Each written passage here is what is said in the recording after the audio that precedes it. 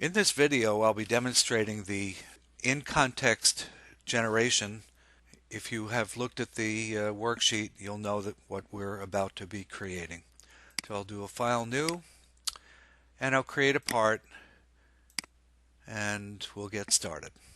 Because I'm not sure how your particular computer is set up, I'm going to go up to the Options dialog, go over to Document Properties, and make sure that the units here, see over on the left, units, is set for inch, pound, and second. If yours is set for millimeter, at least for this part, please change it to inches to match up with what I'm doing. So, alright, let's create the part. We're going to do an extrude. I'll put it on the front plane. I'll do a rectangle. It's a very simple part. And I'm going to make it and use my D key. Now, if you've done the Solidworks setup per one of the videos that I provided, you can make D an automatic way to get into dimensioning mode. For those who have not done that, you would use Smart Dimension up here in the upper left. So I'll push D, click on that edge, and I'm going to make it 2.5 inches. And I'll make the vertical dimension, if I can click on it here, 2.75. Okay. The next thing I will do is to add 3 rectangles to it. I'm not dimensioning because this is a simple demo that I'm doing. It's not meant to be an important working part for anything that you're creating. I'll do 3 differently sized rectangles. To the middle one, I will add a circular feature that is centered. Notice if I hover over it, I can get the center mark, and I'll make it about yay big. I may want to move it up a little bit. Let's do that. Push escape a few times, and I'll drag this line. Let me click on that. Not that guy. There you go. That guy up. I'm going to drag that up a little bit and make the circle a little bit larger. Just again, make yours approximately as I've shown it here.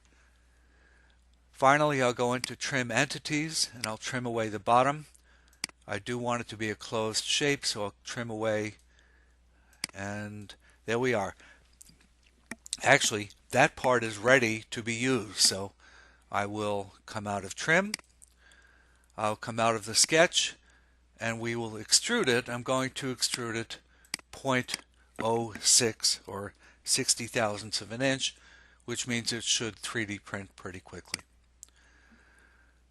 Okay, I'll accept that. And finally, I will go to File, Save. Now I have a folder already set up. I'm going to save it as master, and you'll see why it's master in a moment. master.sldprt, and I have saved that part. Next step, I will create an assembly. It's this assembly that's really the interesting part here. I'll go New, Assembly, and you'll see over on the left there it shows the open documents, things that it thinks you might want to bring into your into the assembly, which is true. I'll click on Master, bring it in. It's now in the assembly. It is your first part in the assembly, and by the way, it is fixed in location. SolidWorks always does that to the first part you put into an assembly. I will change my view orientation to be the front. I want to be normal to it. And before I go any further, and this is very important, I can't overemphasize it, you should now save your assembly. We'll save as, and I'm going to call it Top Assembly, T-O-P. Let's get the typing done right here. Top A-S-S-Y. It's in the same folder. And now I have saved the assembly. The reason that you should be saving it right away is that particularly if you're going to be creating in-context parts, it needs to relate those in-context parts to an assembly that it understands. So if I've saved it in advance, it knows what the context is for that part. So now I've saved it. The next step is to create a new part, which is unusual. You might not have done this before. I'm going to create a new part in the context of this assembly and relate it to the part that is currently shown, which is this master.sldprt. So I'll go over to Insert Component, do the drop down, and I'm going to create a new part. Click on OK, and now it is waiting for me to tell it what plane of the existing, either the assembly or one of the parts that are in here, what plane is to accept the sketch, the first sketch for that part. So I'm going to click on the top, and now you'll see that there is this thing. It happened to be called Part 4, which is not a very useful name. However, we're at an interesting junction at this point. It has us in a sketch. You can tell it's in a sketch by looking up at the top where it says Exit Sketch. That seems to be active. If I move over to here, you can see that I can save the sketch, but there's nothing sketched yet. This sketch currently lives on top of this part. Let's hold off on doing anything yet. As a matter of fact, I'm going to exit the sketch, and in fact, because I haven't drawn anything into it, if you look at the feature tree, that sketch is now gone. That's okay. Just to be sure that we're still in inch, pounds, seconds, let's go back up to Document Properties, just like we did before, and look at the units. And okay, good. We're in inch, pound, second. Great. It always means, it makes sense to check it. The other reason I would let the sketch go is that I don't really just want a disembodied sketch. What I want is I want to do a feature. We'll go up to the Features tab up here. I want to do an extruded boss base that will mate up with this master part that I've got here. So I will click on Extruded Boss Base. Like before, it'll ask me what plane to put it on. I'll click on the top there. Now we're ready to start going. We're in a sketch, a new sketch. Let's do some drawing. I'll click on Rectangle, relate it to the corner over here, and I'm going to hover for a moment on the right edge, so it will click to that edge. Great. Let's make this, let's do some dimensioning here. We'll get it dimension D. We'll make it 0.5 inches. Doesn't need to be very big. But now we're going to start to do some interesting things. Click out of Dimensions. Let's first of all ensure that the left and right edge of this are actually aligned. I know it looks like it. It looks like they're aligned, but in actual fact, all it did was help us draw the sketch. We need to create a relation between, for example, that edge and the edge up here. So click on that, hold the Shift key, click on the upper one. Up comes a dialog that allows us to create relations between the selected items. You can see the two items here, and I'm going to do a collinear. So now no matter what, they will be collinear. I'll accept it.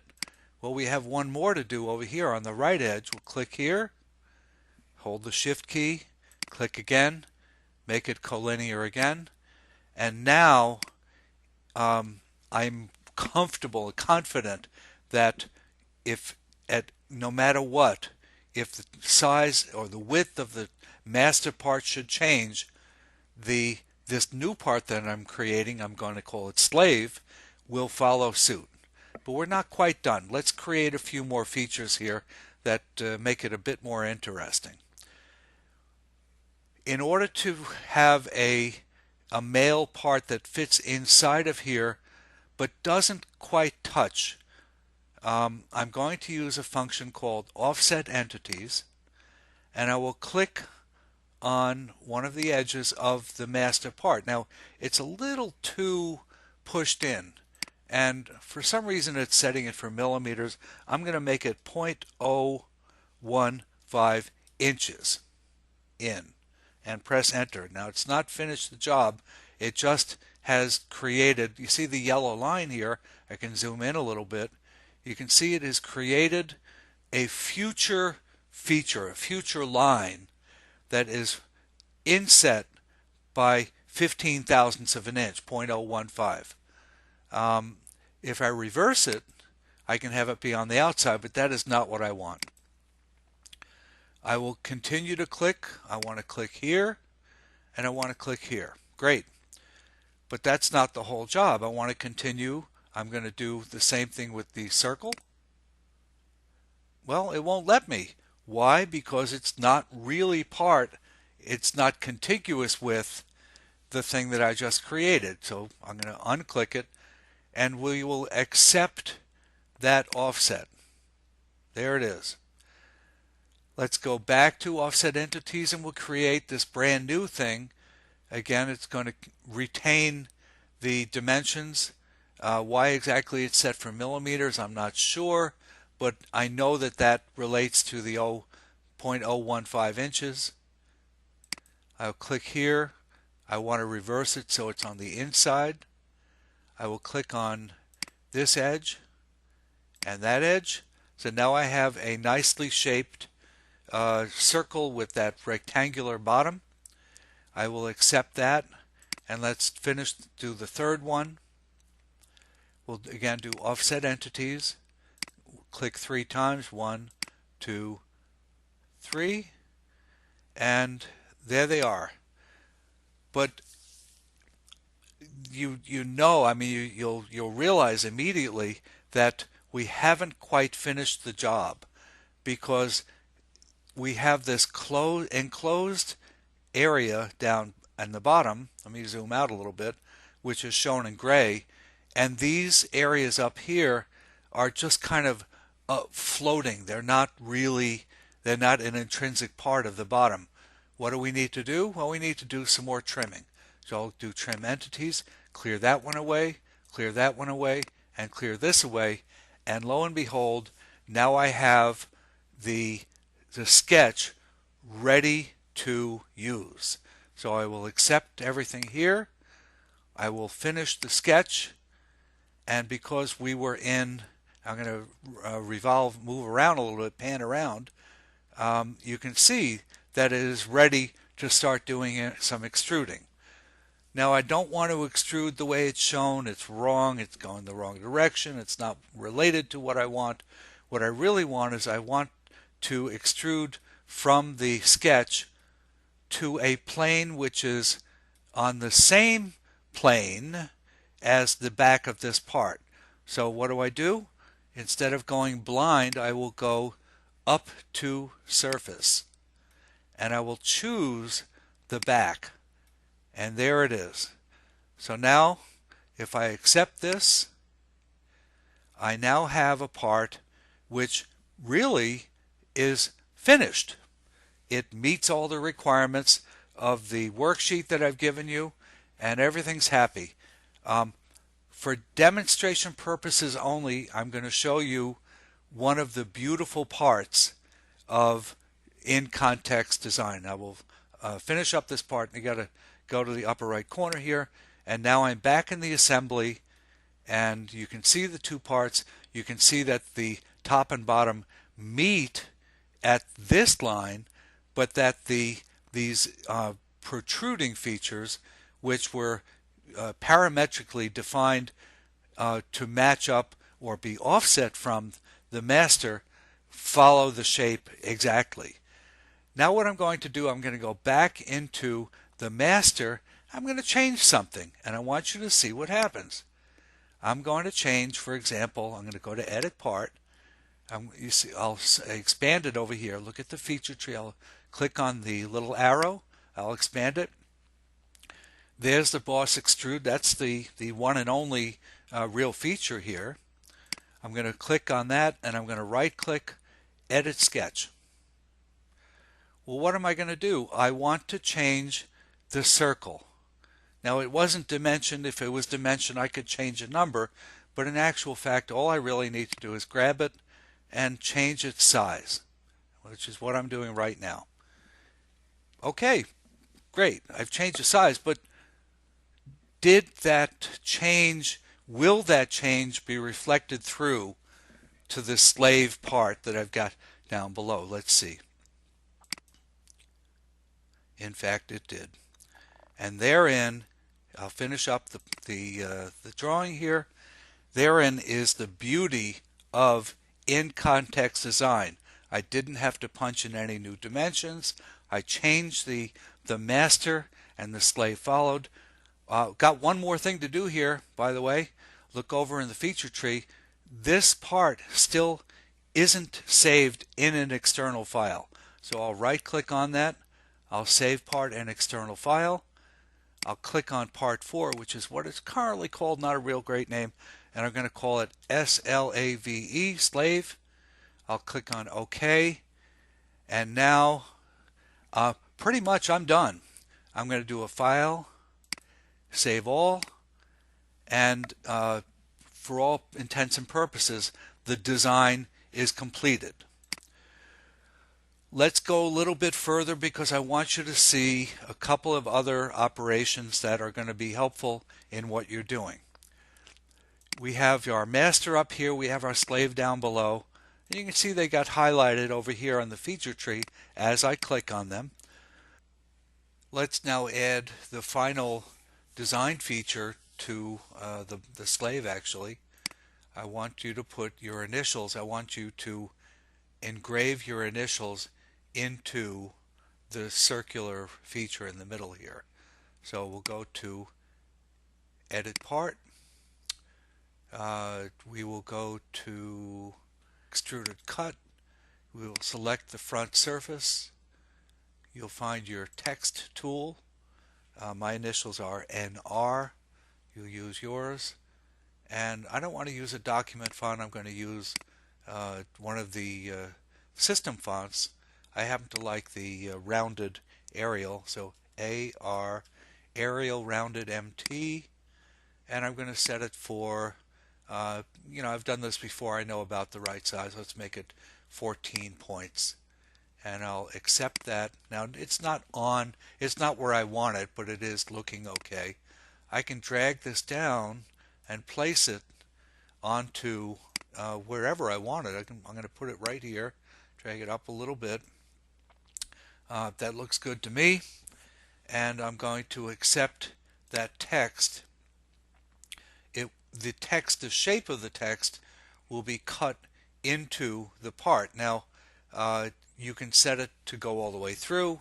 You can set it for blind. I'm going to use 0.020 inches, which happens to be about a third of the way into the meat of the part. I'll accept that. And now, once it's done, didn't do it. Yeah, here we are. Okay, so you can see my initials. They're now etched into the part. I'll come out.